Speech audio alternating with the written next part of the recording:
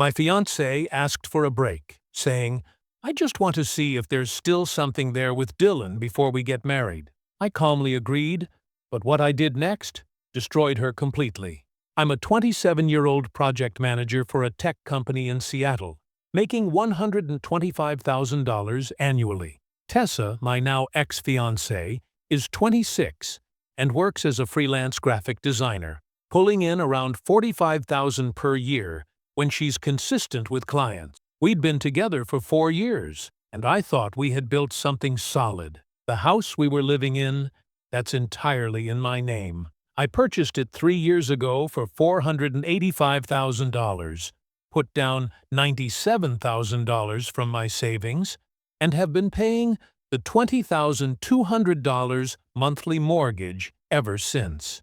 Tessa contributed $400 monthly toward groceries and utilities, but legally speaking, she had zero claim to the property. She loved acting like it was our home, constantly redecorating and making plans for renovations, but I'm the one who qualified for the loan and whose name is on the deed. When Tessa dropped her bombshell about needing to explore things with Dylan, her college ex who cheated on her repeatedly, something clicked in my brain. Years of working in project management had taught me that when facing a crisis, you need data, documentation, and a strategic response plan. You don't react emotionally. You analyze the situation and implement solutions. I spent that entire night after she left for her mother's house creating what I called my strategic response documentation system. I opened Excel spreadsheets tracking our shared expenses, joint accounts, and financial obligations. We had $12,400 in a joint savings account at Chase Bank that we'd been building for wedding expenses. I documented every deposit, every contribution, and calculated exactly what percentage came from each of our incomes. The wedding planning had already cost us 8 $200 deposits, $3,500 for the venue, $2,200 for catering, $11,800 for photography, and $700 for flowers. All of these contracts were in both our names, but I had paid 73% of the total costs based on our income difference. I photographed every receipt, every contract, and every email exchange with vendors. But here's where my strategic thinking really kicked in. I realized that Tessa's request wasn't just about Dylan. It was about keeping me as a financial safety net while she explored her options. She wanted all the security of our relationship, our shared home, and our joint finances while having the freedom to date someone else. That's when I decided she was about to learn a very expensive lesson about consequences. First, I called my attorney, Marcus Rivera, who charges $350 per hour, but had helped me with the house purchase. "Marcus, I need to understand my rights here. My fiancé wants a break to date her ex, but we're financially entangled." He scheduled an emergency consultation for Monday morning. That weekend, I documented everything. I created a timeline of Tessa's increasingly distant behavior over the past 3 months. I screenshotted her social media interactions, particularly the ones with Dylan that had been increasing in frequency. I discovered she'd been messaging him on Instagram since February, 2 months before she asked for the break. I documented 47 instances of communication between them, including late-night conversations that happened while she was lying next to me in bed. Monday morning, Marcus laid out my options. The house is entirely yours to do with, as you please. The joint accounts are fair game. You can withdraw your contributions at any time. The wedding contracts are more complicated, but since you paid the majority of deposits, you'll take the biggest financial hit if you cancel. However, proceeding with cancellations now before more money is invested limits your exposure. I paid Marcus $1,400 for a comprehensive strategy session and document review. He helped me create a withdrawal plan that protected my assets while remaining completely legal. We drafted letters to vendors, prepared account closure documentation, and established a timeline for property decisions. Tuesday morning at 9 a.m., I started executing the plan. First stop, Chase Bank. I withdrew $9,048 from our joint savings, exactly 73% of the total balance based on our income contributions and documented deposits. I left Tessa's 27% share totaling $3,350 and opened a new individual account at a different bank. The banker asked if everything was okay, and I simply said, "I'm protecting my assets during a relationship transition." Next, I contacted our wedding vendors. The venue manager was surprisingly understanding when I explained the situation. "Mr. Johnson, given the circumstances, we can offer you a 40% refund of your deposit if you cancel within 48 hours. After that, our contract terms apply fully." I accepted immediately, recovering $1,400 of the $3,500 deposit. The photographer was less accommodating but offered a 25% refund, giving me back $450. The caterer and florist had stricter policies, meaning I lost $2,900 in deposits, but I calculated this was still cheaper than proceeding with a wedding to someone who considered me a backup option. By Wednesday, I had canceled 90% of our wedding arrangements and recovered $150 of the AO, $200 in deposits. Total financial damage was $6,350. Expensive, but far less than a wedding would have cost, and infinitely less than a divorce. Later, then I made the move that really demonstrated Tessa's lack of understanding about our financial arrangement. I contacted Rebecca Martinez, the top realtor in our neighborhood, who'd sold 3 houses on our street in the past year. "Rebecca, I need to understand the current market value of my property and explore listing options." She came by Thursday for a comparative market analysis. "Mr. Johnson, based on recent sales and your property's improvements, I'd recommend listing at $589,000. The market is incredibly hot right now. We're seeing most properties sell within 2 weeks at or above asking price." That evening, I signed the listing agreement. The house would go on the market Monday morning with professional photography scheduled for Friday.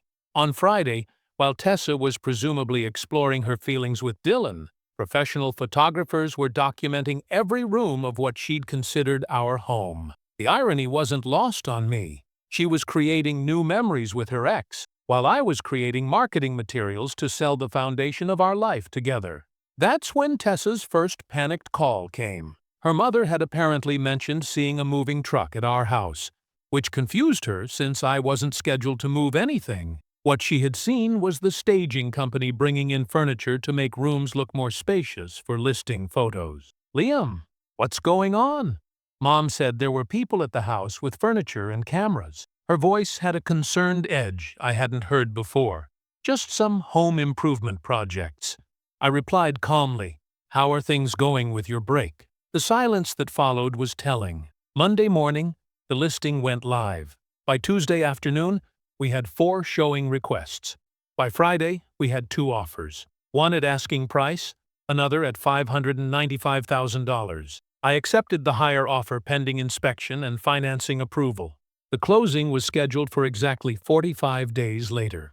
That weekend, Tessa's second wave of panic calls began. Someone had told her they saw our house on Zillow. "Liam, please tell me you didn't actually list the house. We agreed this was just a break to figure things out." "Tessa, you asked for space to explore your options. I'm exploring mine. Selling the house and starting fresh seems like the best option for me right now." I kept my voice matter-of-fact, as if I were discussing a work project rather than dismantling our life together. "But where will I live when I'm done figuring this out? That's our home." The possessive language was interesting, considering her name appeared nowhere on any ownership documents. "That house is my financial responsibility and my decision to make. You chose to explore other relationships. I chose to explore other living situations. Fair is fair." The next phase of my strategy involved creating professional distance. I work in tech and network effects matter tremendously. Tessa's freelance design business depended heavily on referrals from people in my professional circle. I didn't badmouth her or sabotage her reputation. I simply stopped actively promoting her services and recommending her for projects. When colleagues asked about wedding plans, I gave a simple, factual response. Tessa decided she needed to explore a relationship with her ex-boyfriend before committing to marriage. I respected her choice and made my own decisions accordingly. No drama, no emotional manipulation, just facts. The response was immediate and telling. Sarah Chen, a product manager at a startup downtown who'd sent several clients to Tessa, called me directly. "Liam, I heard about the situation. I have to ask, is Tessa in a stable place professionally? I was about to recommend her for a major rebranding project, but if there's personal chaos affecting her work, I remain diplomatic. Sarah, I can only speak to my own experience. You'll have to make your own assessment about her current professional reliability." Within a week, Sarah hired a different designer. So did 3 other contacts who'd been considering Tessa for projects. This wasn't revenge, it was natural consequences. When you make choices that suggest commitment issues, people in professional networks naturally question your reliability for long-term projects. Meanwhile, my strategic financial planning was paying dividends. With the house sale proceeding smoothly, I started exploring relocation opportunities. My company had been discussing opening a West Coast satellite office, and I volunteered to lead the expansion. You're listening to Whisperwire, where silence holds power and stories carry truth. If this journey has already pulled you in, take a second to like this video and subscribe. Every click keeps these real Reddit stories alive and helps our whispers travel further than we ever imagined. Tell us in the comments, where are you watching from? Your voice matters here. We read every single one, and sometimes your words inspire the very next story we tell. So stay with us. Because just like in life, the most powerful moments are often whispered in the middle, not just at the end. The timing was perfect. I could liquidate my Seattle assets and start fresh in San Francisco with a promotion and 15% salary increase. 2 weeks after listing the house, Dylan reached out to me directly through LinkedIn. His message was almost comedic. "Hey man, I hope there's no hard feelings about the Tessa situation. She reached out to me first, and I thought you should know this wasn't my idea. Also, just wanted to say, I think you're handling this really maturely." I screenshotted the message and forwarded it to Marcus with a note. FYI, evidence that this was premeditated on her part, not a spontaneous decision. He replied, "Perfect documentation. This supports your position that her actions were calculated rather than impulsive emotional confusion." The house inspection went smoothly, and financing was approved ahead of schedule. We moved the closing date up by a week. I was liquidating my largest asset and relocating to another state, while Tessa was still exploring her feelings. That's when the real panic set in for her. She showed up at my office unannounced, clearly having realized the magnitude of what was happening. Security called up to confirm I wanted to see her. Apparently, she'd been crying in the lobby for 20 minutes. When she came up to my floor, her appearance shocked me. The confident, put-together woman I'd lived with for 3 years looked exhausted and desperate. "Liam, please, we need to talk. I made a mistake. Dylan isn't. Things aren't working out the way I thought they would." I booked a conference room for privacy. Her story came out in a rush. Dylan had been exactly as unreliable and commitment-phobic as when they dated in college. He'd been seeing other people simultaneously, had made no effort to build anything serious with her, and had basically treated her as a convenient hookup, while she'd blown up her entire life for him. "I realize now that I had something amazing with you, and I threw it away because I was scared of commitment. I thought the grass might be greener, but I was wrong. Can we please try to fix this?" I listened without interrupting, then pulled out my phone and showed her a document. "Tessa, this is the closing statement for the house sale. It happens next Friday. I've accepted a position in San Francisco starting next month. I've already signed the lease on a new apartment there." Her face went white. "You're moving. But what about us? What about working things out?" There is no us to work out. You made your choice when you decided I wasn't worth your full commitment before exploring other options. I made mine when I decided I deserve better than being someone's safety net. She started crying, pleading that she'd been confused, scared, that she'd learned her lesson and would never take me for granted again. But here's what she didn't understand. This wasn't about forgiveness or second chances. This was about fundamental compatibility and respect. Tessa, let me ask you something. When you were messaging Dylan for months before asking for a break, did you think about how that would affect me? When you were planning to keep our shared home and joint finances as backup while you explored other relationships, did you consider that might be unfair? She couldn't answer because the honest response would have been no. She'd been thinking entirely about her own desires and had treated me as a resource to be managed rather than a partner to be respected. The conversation ended with her asking if there was anything she could do to change my mind. I told her the only thing that might have made a difference would have been making better choices 6 months ago when she first started reconnecting with Dylan. House closing went perfectly. After all expenses, I netted $127,000 in equity. Not bad for 3 years of ownership in a rising market. The buyers were a young couple thrilled to get their first home, and I genuinely felt good about passing along a property I'd maintained well. My last week in Seattle was busy with relocation logistics, but I took time to ensure loose ends were properly tied up. I forwarded Marcus a comprehensive file of all documentation related to the relationship dissolution, including financial record, communication logs, and timeline documentation. For future reference, I noted in case any issues arise after I relocate, the moving company packed my belongings efficiently. It was interesting to see 4 years of shared life reduced to clearly defined ownership. Everything I'd brought into the relationship, everything I'd purchased individually, everything registered in my name. It all fit neatly into the moving truck. Tessa's contributions to our shared life had been minimal in terms of lasting assets. My San Francisco apartment has Florida ceiling windows overlooking the bay. The rent is $3,800 monthly, significantly more than my Seattle mortgage, but easily manageable with my salary increase and no longer supporting another person's inconsistent income. 3 months after my move to San Francisco, I received an unexpected email from Dylan. Apparently, Tessa had become increasingly unstable after realizing the full scope of what she'd lost.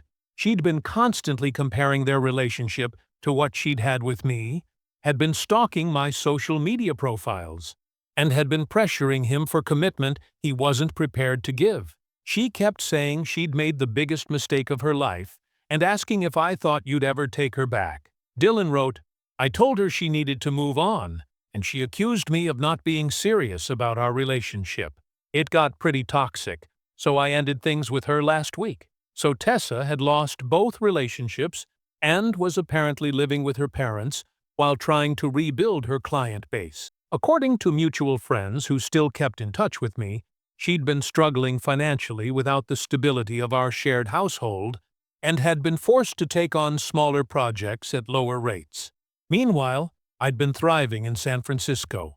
The tech scene was incredible. My new role was challenging and rewarding, and I'd started dating someone new, a brilliant software architect named Qley, who appreciated directness and had never once expressed interest in exploring other options. 6 months after my move, Tessa managed to send a long email through our mutual friend Jake. Since I'd blocked her direct communications on all platforms, she'd apparently started therapy, had gained perspective on her actions, and wanted to apologize for how she'd handled everything. The email acknowledged that she'd been selfish, short-sighted, and had taken me for granted. But here's the thing about consequences. They're educational, not reversible.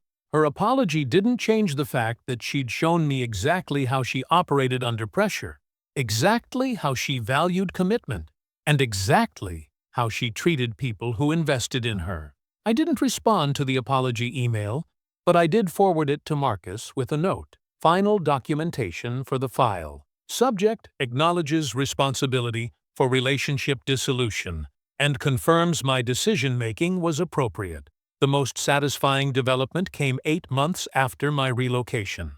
Remember Sarah Chen, the product manager who'd been considering Tessa for a major rebranding project? She ended up hiring me to consult on the technical aspects of their new platform.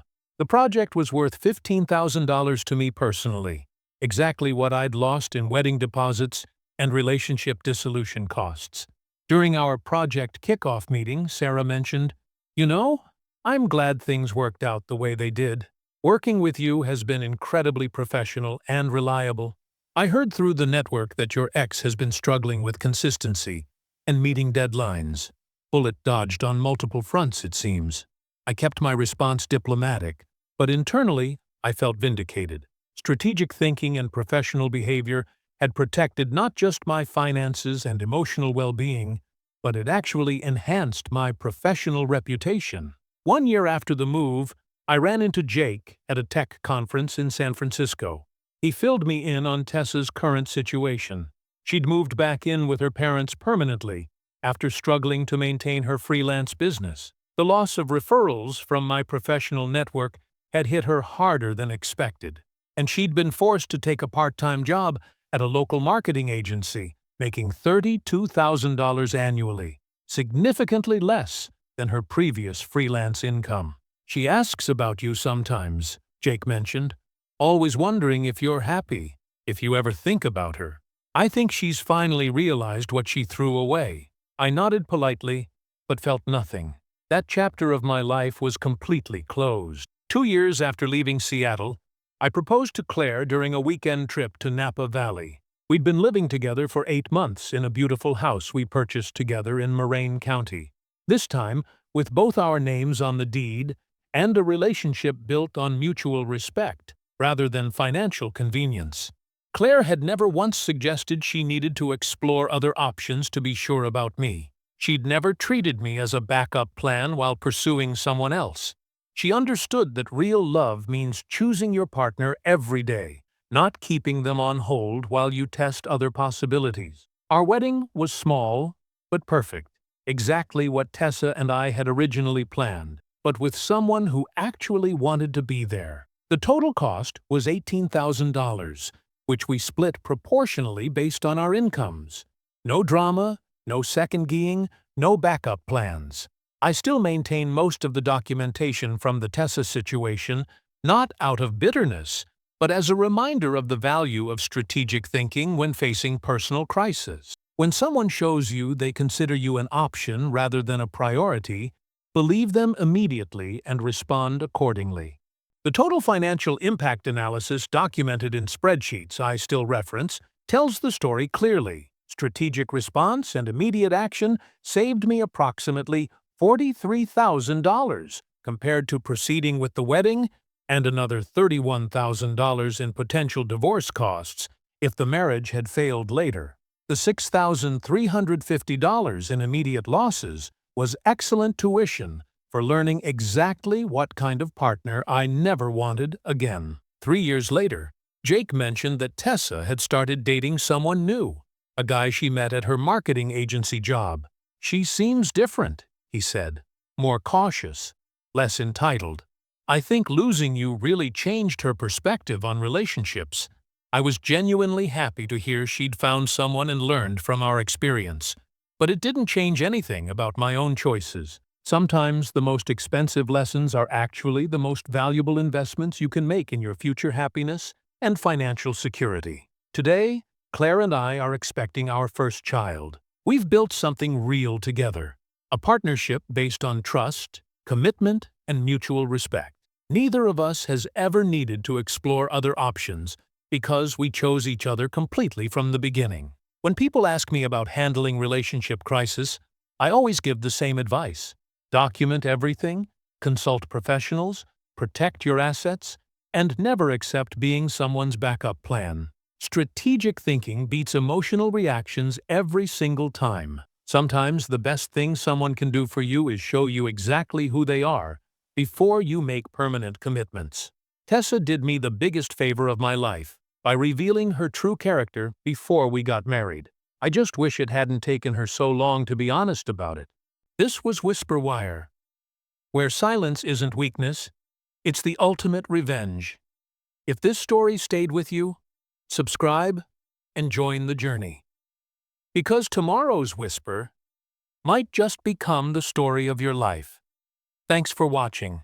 Please like this video and subscribe my channel. We're grateful for each and every one of you.